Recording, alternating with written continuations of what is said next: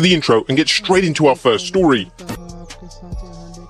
As always, we'll recap the matches, but just look at the good, the bad, and the downright ugly. As always, we start off with the good as number 1, a touching tribute to the Hulkster. The reports of WWE directing its staff to focus on a Hulk Hogan tribute appeared to be true, at least judging from the touching tribute WWE managed to put together just a day after his passing. WWE delivered a first-class presentation covering Hulk Hogan's many accomplishments to the wrestling industry and pop culture, showing why Hulkamania will live forever and WWE's production team is world-class. It was great to have wrestlers all on the stage for the tribute, including Tommaso Ciampa, who forgot to wear a shirt. Also, props to Bo Dallas for keeping kayfabe, as he came out in the tribute in full gear.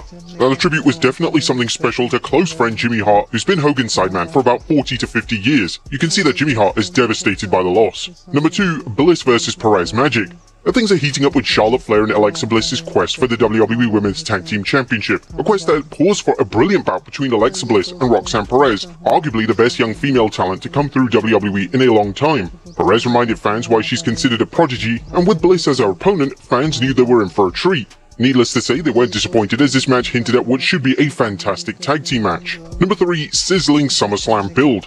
The WWE continued its build for SummerSlam, and with the biggest party of the summer expanding to 2 nights, there's even more matches to hype up. While they dropped the ball with Evolution, they're going all out for SummerSlam, and it showed with multiple segments and videos getting fans hyped for the show. Number 4, Jelly Roll vs Logan Paul confrontation. Speaking of SummerSlam hype, last night's confrontation between Logan Paul and Jelly Roll suggests fans could be in for a pleasant surprise when Jelly teams with Randy Orton against Paul and Drew McIntyre. While it's obvious Jelly isn't a seasoned performer, it's also obvious he has been training, not only looking fitter, but being able to work in the ring. I mean, his work punches were really good. No one should expect a 5-star classic from him, but the rapper-turned-wrestler looks like he might just pull off a decent match. Plus, he's got one of the most seasoned veterans by his side to guide him through. His promo against Paul was solid, and Jelly Roll's experience as an entertainer shined through, with some good timing and delivery as he mocked Logan Paul. Also, having Logan Paul confuse "Thank you Hogan" chants for "Thank you Logan" was pretty good, and he kept the heel heat right on him. Number 5, Chelsea Green and her secret Her Service deliver again. Now, whether she's making history as a first Women's United States champion or helping put over talent before they challenge for a title, in this case Jade Cargill, Chelsea Green has become WWE's MVP, someone capable of delivering excellent matches whilst always looking like she could win. Add in Piper Niven and Alba Fire and you have an entertaining act who can be plugged into any segment as needed. And a TLC match for the ages. Now, is WWE actually booking a tag title defense at a PLE? That's been ages since the tag titles were defended on a PLE.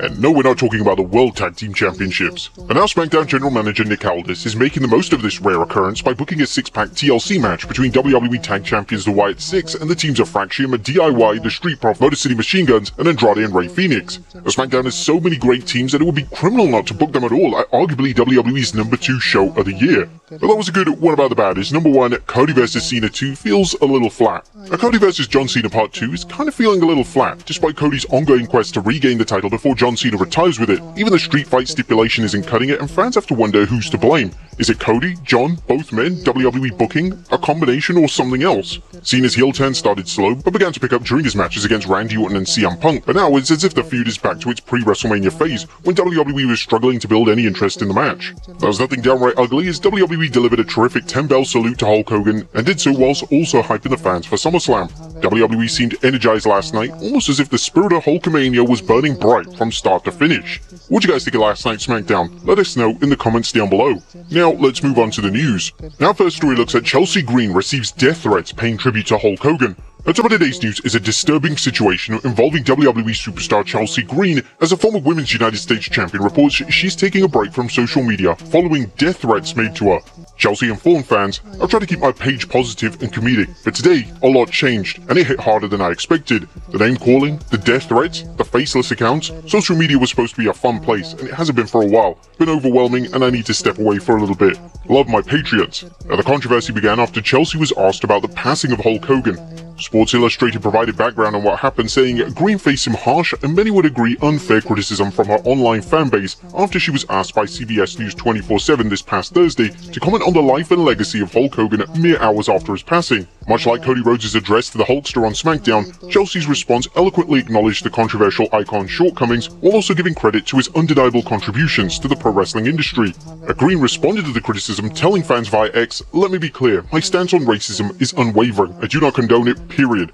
If my response or tweet seemed dismissive of real concerns, I sincerely apologize. This was never my intention. I try to acknowledge a death respectfully, even when the legacy is complicated. I'm learning one day at a time and will continue to learn. Apparently that wasn't enough for certain individuals, and as a result, Green is off social media for the time being.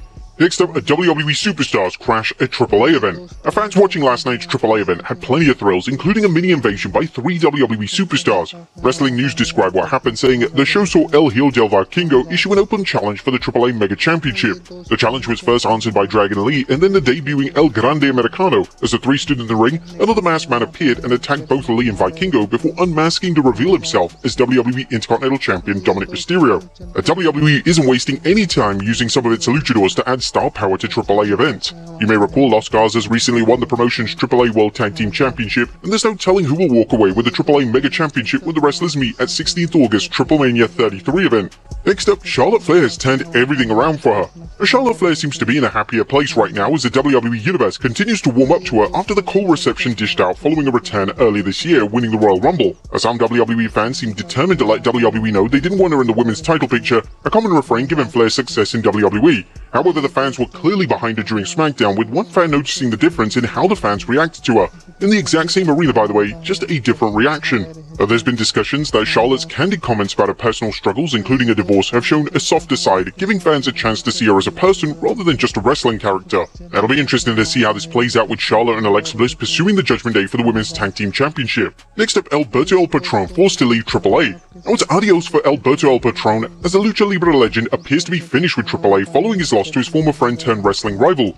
Thanks to the match's stipulation, Patron now has to leave AAA. Alberto, best known to WWE fans as Alberto Del Rio, has been wrestling in AAA since 2023, enjoying a career resurgence after some controversies outside the ring. However, WWE's acquisition of AAA had fans speculating what the future held for Patron, especially after his tumultuous exit from WWE in 2016. While Patron has repeatedly hinted at returning to WWE, nothing ever materialized, and it appeared he had zero chance of returning to the promotion. Consequently, some fans believe WWE made the call for El Patron to exit AAA.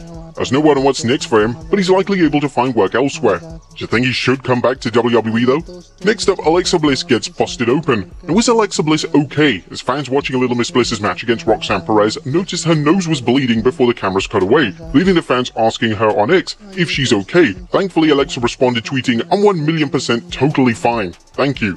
Now, this is great news, especially since Bliss is now involved in a major program with Charlotte Flair, and her adoring fans would be devastated if she had to take time off again. Next up, WWE cancels Tony Hinchcliffe. WWE fans hoping to catch the comedic styles of Tony Hinchcliffe after SummerSlam will now be disappointed to know that his post-SummerSlam late night featuring Tony Hinchcliffe event has now been cancelled. Wrestling News is reporting the show was scheduled to take place on Saturday, August 2nd at the Virgin Performing Arts Center in New Jersey, serving as a late night entertainment option for fans in town for the massive two-night premium live event at MetLife Stadium. They noted that the show was planned as the second installment of the WWE Late Night series, a new concept from the company.